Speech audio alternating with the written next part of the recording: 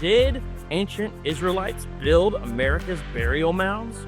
Did Hebrew prophets once walk the Ohio Valley? That's what some cult groups want you to believe. But the stones that they use to prove it are nothing but 19th century frauds. So today, we're gonna set the record straight and expose the hoax behind the Newark Holy Stones and how cults like the Hebrew Israelites and the Mormons still push this myth today. In Newark, Ohio, where we are, ancient Native Americans built massive earthworks. Massive octagon and circular formations like the one we're in front of, acres upon acres. And they're aligned, this one, to the 18.6 year moon cycle. These weren't Hebrews, they were Hopewell. Someone doesn't want you to believe that though. These are the earthworks that they don't want you to credit to Native Americans. These weren't built by Israelites. They were the Hopewell people. Brilliant, indigenous, forgotten by many because of what happened next. Let's talk about the discovery of the Newark Holy Stone. In 1860, a land surveyor named David Hayrick unearthed a triangular stone with Hebrew writing, the keystone. Many called it fake, others weren't as sure. A few weeks later, he found another stone, the Decalogue stone, featuring a carving of Moses and the Ten Commandments, this time in archaic Hebrew. But there's a few problems. So listen, there's a guy who was the town surveyor actually of Newark, Ohio. His name was David Hayrick. And David Hayrick was one of the guys that was with the group that they were actually digging into these mounds when they found the stone. And interestingly enough, so when they first found it, it looked like sort of like this. And then when they popped it open, it was cemented shut. When they popped it open, here's this stone inside of this stone sarcophagus, if you will, basically. The three characters that are over the top of the image are three characters in Hebrew that say the word Moshe, which means Moses. Let me tell you what the problems are. The first stone, the keystone, used a modern form of Hebrew, completely inappropriate for something supposedly thousands of years old. Both major stones were discovered by the same man, just 5 weeks apart and within miles of each other, after his first find had already been dismissed as anachronistic. The second stone, the Decalogue stone, suddenly switched to an older form of Hebrew, as if the forger had corrected the mistake after criticism, just like a student rewriting a bad paper. Critics noticed the second stone found with the archaic Hebrew seemed like the forger was revising his work. Overall, there's too many suspicious coincidences and anachronisms to be real. Hayrick was helped by Reverend John McCarty, who translated the stones.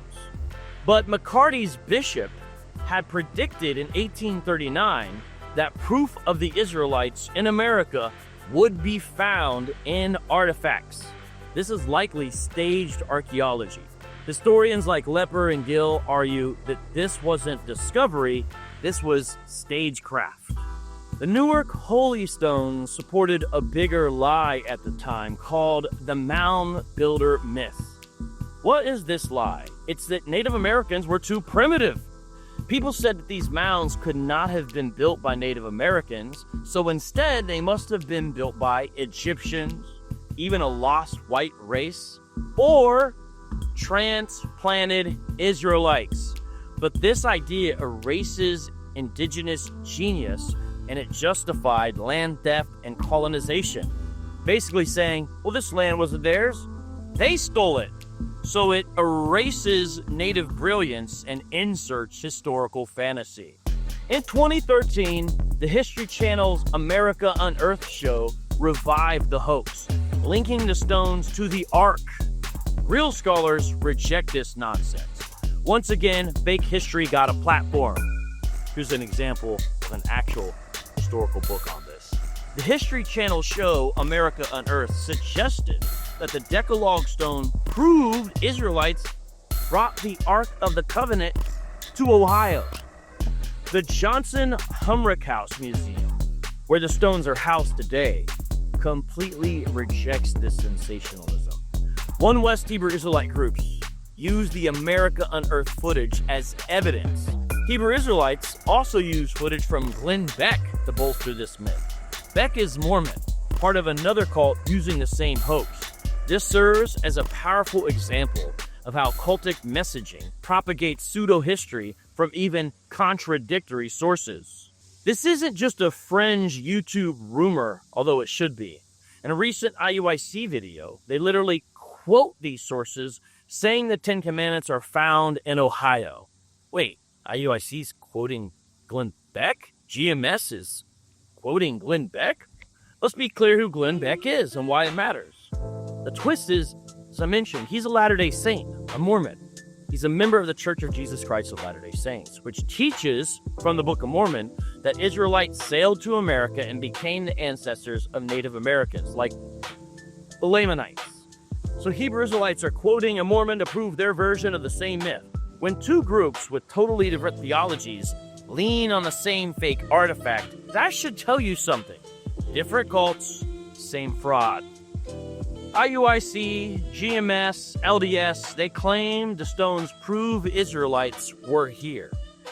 LDS Apologists say it supports the Book of Mormon. Both rely on the same 19th century forger. Cults today still use these Newark stones to spread false teachings. One West Hebrew Israelites claim it proves that the lost tribes were Native Americans. LDS Mormon apologists continue to use the Newark Holy Stones in support of the Book of Mormon's claims. Both are repeating a bigoted, discredited 19th century hoax. They're using forged stones to preach fake doctrine. What's the scholarly verdict? Linguists and archaeologists like Lepper and Gill, 2000, have thoroughly exposed these stones as forgeries designed to promote a religious agenda. In this case, the idea that Native Americans are actually Israelites, thereby robbing them of their true cultural origins. The timing, the Hebrew usage, and the theological messaging all suggest that the stones are a fabricated hoax designed to support debunked ideas. Let's explain a little bit of why the Hebrew Israelite claims are debunked. Because they sometimes point to these stones as evidence. Why? They say the northern tribes of Israel were in ancient America, and then they point you to their chart. These stones, though, aren't ancient. They're 19th century hoaxes. They are made during a time of racial pseudoscience and, unfortunately, what might be termed Bible-themed nationalism, but it had a white supremacist tinge to it. The Hebrew is inconsistent. You have one modern and one archaic. Neither matches genuine ancient epigraphy. The ancient mound builder culture predates Hebrew history by most understandings of chronology and has no cultural, linguistic, or genetic ties to Israelite civilization. Now let's debunk the Book of Mormon claims. The Book of Mormon also claims that Israelites came to the Americans and became the ancestors of Native Americans. But how should we respond? DNA studies of Native Americans do not show Israelite ancestry.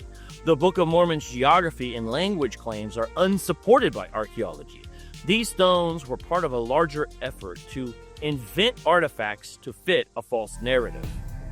By 1894, Cyrus Thomas proved the truth. The mounds were built by Native Americans. Full stop. Cyrus Thomas was a 19th century archaeologist who proved the truth. He says, the theory which attributes these works to the Indians is the correct one. They weren't built by Hebrews or even Atlanteans, as some claimed. They were built by brilliant native engineers long before contact with the West. Here's some other resources. Here's the Ohio History's connection page. It provides crucial commentary on how America Unearthed, History Channel's show, mishandled the Newark Holy Stones. This is a strong critique of media misrepresentation.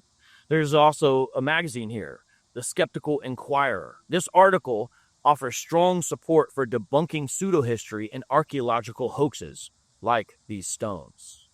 These hoaxes may seem like relics of the past, but their lies still echo today in cultic groups like Hebrew Israelites and Mormons. Christians must defend the truth. The gospel is rooted in real history, not forged stones. The Hopewell Mounds are a fascinating, look at these. Fascinating testimony to indigenous genius. This is just the opening. The circle goes all the way around for acres. It's a testimony to indigenous genius, not a stage for historical fiction. In the Bible, Paul writes to a young pastor named Timothy in 1 Timothy, and here's what he says. He says, have nothing to do with irreverent, silly myths. Rather, train yourself for godliness. 1 Timothy 4:7. God's word doesn't need forgery. Fake stones can't save you, but the Rock of Ages can.